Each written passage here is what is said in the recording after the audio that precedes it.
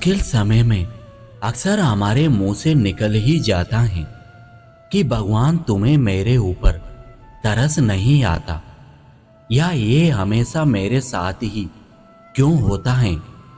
हम जब ऐसा कहते हैं तो सबसे पहले तो हम अपनी काबिलियत पर भरोसा खो देते हैं और ईश्वर पर हमारा विश्वास टूट जाता है।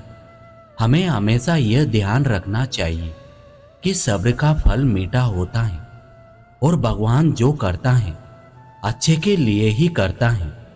हमें दुख और मुसीबतों के समय अपने हौसले नहीं खोने चाहिए और अपने भगवान, प्रकृति या भाग्य पर भरोसा रख संयम के साथ निरंतर कर्म करना चाहिए। ऐसा ही कुछ इस कहानी में भी बताया गया है। एक अमीर व्यक्ति था।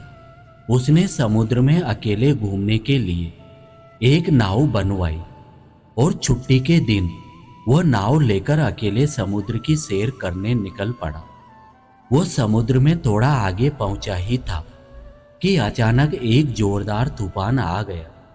उसकी नाव पूरी तरह से तहस नहस हो गई, लेकिन वो लाइफ जैकेट के साथ समुद्र में कूद गया। जब तूफान शांत हुआ तब वह तैरता तैरता एक टापू पर जा पहुंचा, मगर वहां भी कोई नहीं था। टापू के चारों ओर समुद्र के अलावा कुछ भी नजर नहीं आ रहा था।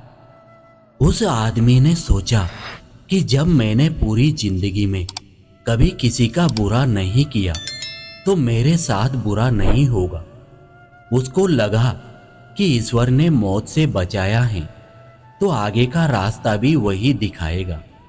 धीरे धीरे वह वहां पर उगे झाड़ फल पत्ते खाकर दिन बिताने लगा, मगर अब धीरे धीरे उसे लगने लगा था कि वह इस टापू पर फंस गया है, मगर ईश्वर पर उसका भरोसा कायम था।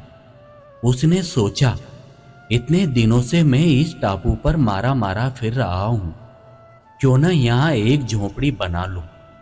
पता नहीं अब और यहाँ कितने दिन बिताने पड़ेंगे। पूरे दिन लकड़ियां और पत्ते वगैरह इकट्ठा कर उसने झोपड़ी बनानी शुरू की। रात होते होते उसकी झोपड़ी बनकर तैयार हो गई थी। अब वो झोपड़ी के बाहर खड़ा होकर उसे देखते हुए सोच रहा था कि आज से झोपड़ी में सोने को मिलेगा।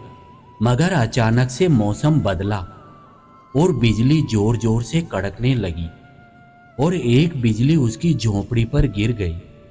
उसके देखते ही देखते झोपड़ी जलकर खाक हो गई। यह देखकर वह व्यक्ति टूट गया। उसने आसमान की तरफ देखकर बोला, ईश्वर, ये तेरा कैसा इंसाफ है। तूने मुझ पर अपनी रहम की नजर क्यों नहीं की। मैंने हमेशा तुझ पर विश्वास बनाए रखा।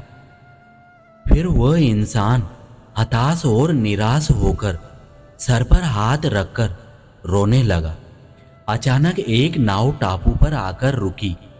नाव से उतरकर दो आदमी बाहर आए और बोले कि हम तुम्हें बचाने आए हैं। दूर से इस वीरान टापू में जलता हुआ झोंपड़ा देखा तो लगा कोई उस टापू पर मुसीबत में है।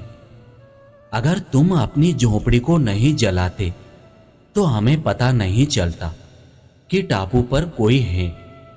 उस आदमी की आंखों से आंसू गिरने लगे।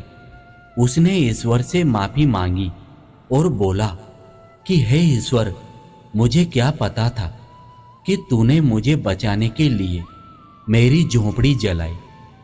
यकीनन तू अपने बंदों का हमेशा ख्याल रखता है।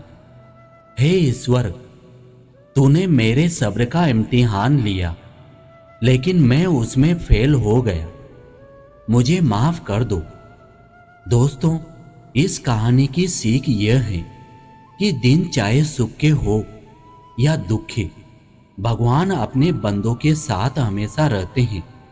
हाँ, हम एक बार ईश्वर से रूठ सकते हैं, लेकिन ईश्वर हमसे कभी नहीं रूठता। वह हमेशा अच्छा ही करता है। अक्सर हमारे साथ भी ऐसे ही हालात बन जाते हैं।